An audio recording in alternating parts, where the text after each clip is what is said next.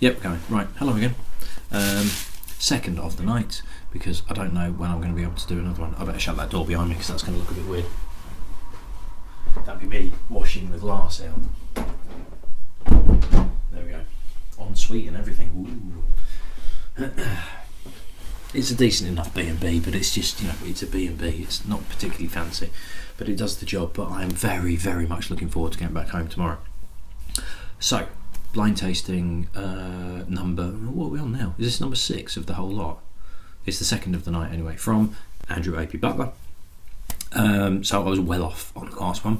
Thought it was a Speyside Scotch, 18 to 21 years old, 10-year-old bourbon, but there you go. So the other one of the night, let's see if I can get anywhere closer on this, because it's been a while since I've done a video. I do feel like my senses have been kind of diluted and just not with it. Doing it every day, it felt like I was getting better as the challenge progressed and I was picking up more. And if you don't keep going, it's like anything, if you don't keep doing it.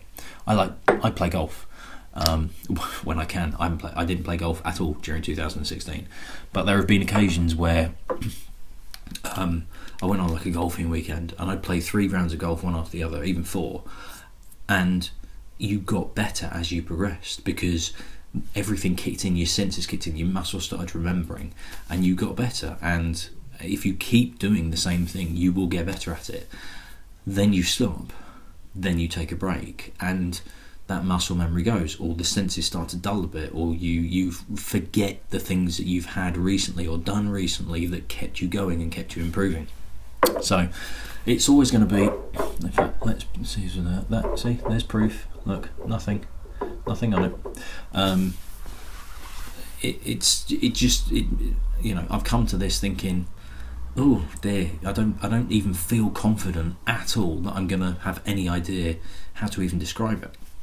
So now, interestingly, not too dissimilar a colour to the old Rip Van Winkle that I've just had. Not quite as orangey, but there is a definite orangey tinge. Again, sort of like a burnt umber character, but a good healthy colour. Deep enough to suggest maybe colouring's been added. But Rip Van Winkle, no colouring added to that. That was a nice healthy colour. This, yeah, it's not too dissimilar. Andrew, have you just been sending me lots of bourbons? Right, I'm going to open I've still got a little bit left in the Van Winkle because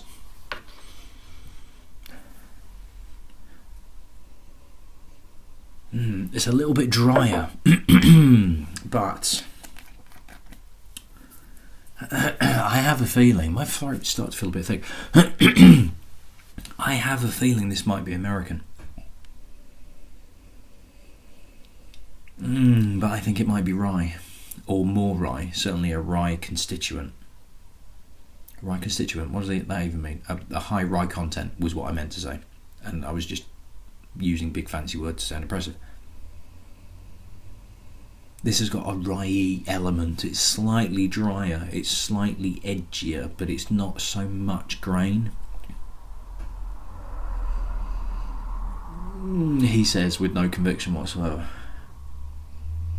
There is a vanilla-y, bourbon-y character to it.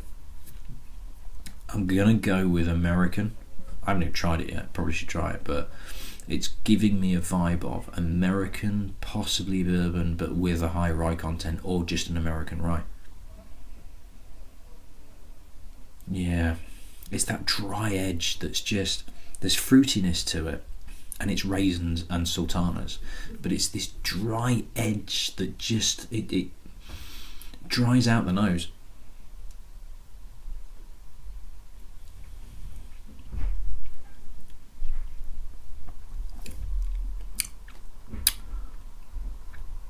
Okay, I wasn't expecting it to do that. Not a huge amount on the palate, but there's a little bit of a kick from alcohol. I don't think that this is nowhere near cask strength. I'm going to go with probably 43%. just because it's got 40 maybe, but I'm going to say 43%. But it turns into, it just suddenly dies. You get this flat feeling of fruit and then this dry edge. And is there smoke in there? Not really. I don't think it's a blend.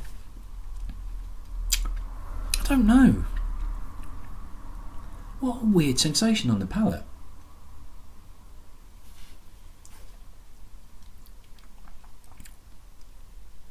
That's a bit better.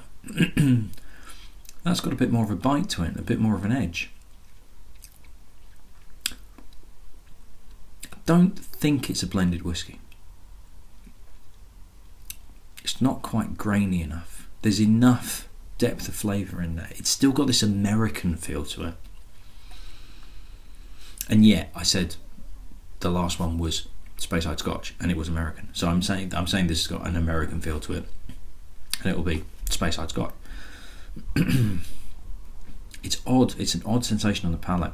It's got some fire to it, but it kind of collapses in the middle. There's not a great deal of finish either.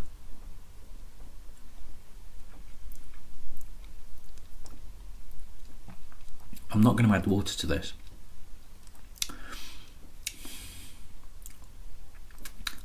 There's the merest hint as well that suggests that colour's been added to it. There's just something on the background, this plasticiness that I keep harking on about. It's not obvious. I just picked it up on that third swallow.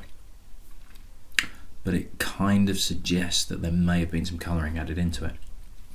I'll be honest, I'm struggling with this one to really pick out any characteristics that are telling me it's from here.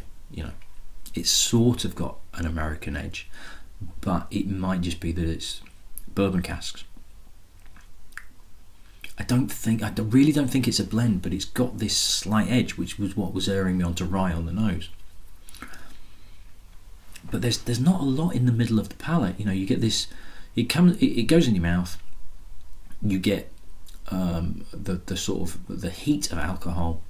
Then it falls flat, and then you get this odd little, as you swallow, this kind of burst of.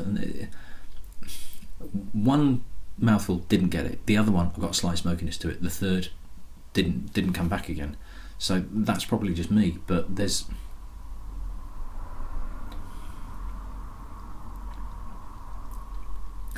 nothing giving me anything obvious, and it's changing every time I try it. That one was quite dry. I'm at a complete loss. I honestly have no idea where this is from.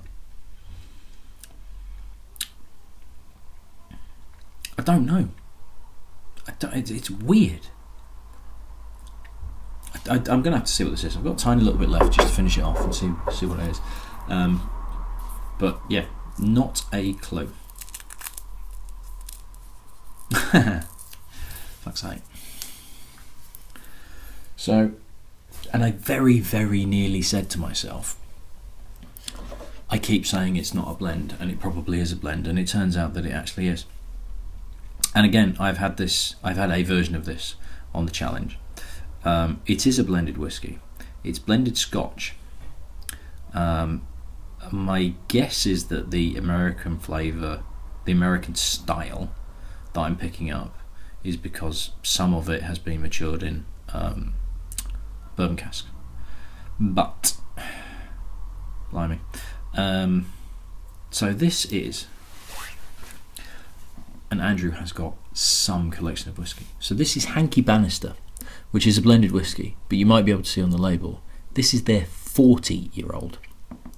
So, 40-year-old in a blended whiskey means that of the single malts that are used in that blend, so the malt whiskey, single malts from various distilleries are blended with grain whiskey.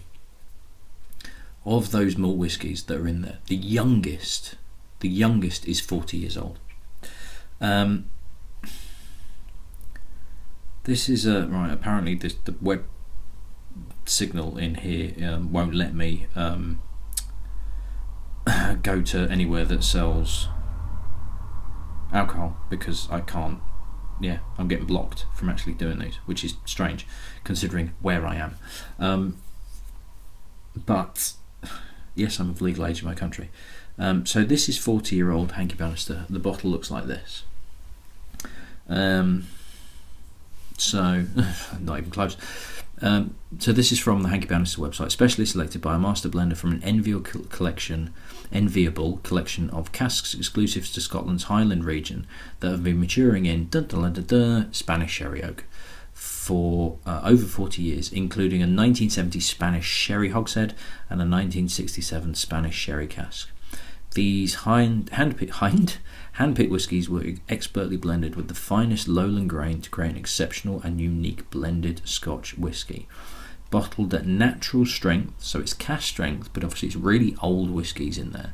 So there'll be lower alcohol percentage of 44.3%. Non-chill filtered. Only such is the rarity of this precious liquid that only 1,480 finely crafted decanters exist. Yeah, interesting. I'm just trying to see if I can find anywhere that's shown a price. By the looks of it, and this is based on the Google page rather than the actual website, Whiskey Exchange have got this at £795 a bottle, but I can't actually get into the website to be able to confirm that's the case. Very fancy packaging. Apparently in 2011 Hanky Bannister won the world's best Scotch blended whisky at the World Whisky Awards. That was 2011. Yes, so difficult to pick up that it's Scotch or blended simply because of the age of the whiskies. Now, how old the grain whiskies are, probably not that old, but I would think they'd have picked some aged grain whiskies to support. You wouldn't want 40 plus year old single malt whiskies blended together with 2-3 year old grain whiskey that's just going to come straight to the fore. That's maybe where I've got that rye element from, is that dryness of the grain whiskies that's in there. But yeah, do I like it?